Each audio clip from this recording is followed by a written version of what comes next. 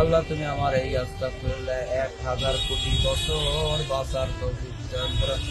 হে মহান আল্লাহ পাক রব্বুল আলামিন 1000 কোটি বছর বাঁচার তৌফিক দান করো।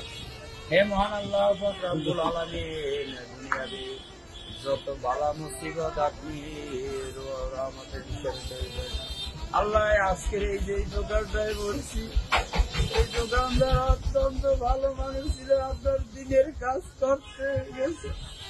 আল্লাহ দুপুরের খানা খাইয়া এই মানুষের ওখানে একটা কোরআনের মাদ্রাসা করছে, এই মাদ্রাসার উপরে যাইয়া আল্লাহ তোমার অলৌকিক মৃত্যু গুলা ওই জান্নাতবাসীর জন্য হয়ে থাকে। আল্লাহ সহ্য করতে পারি না।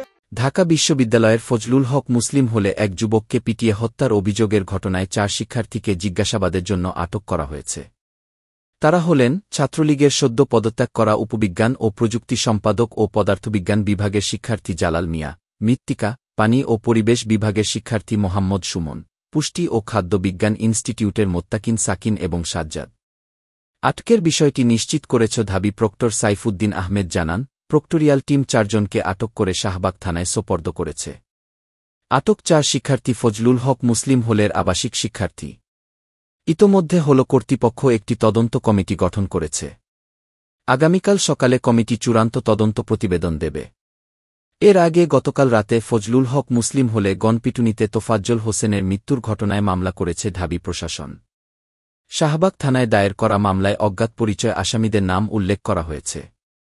শাহবাগ থানার ভারপ্রাপ্ত কর্মকর্তা ওসি শাহাবুদ্দিন শাহিন মামলা দায়েরের বিষয়টি নিশ্চিত করেছেন।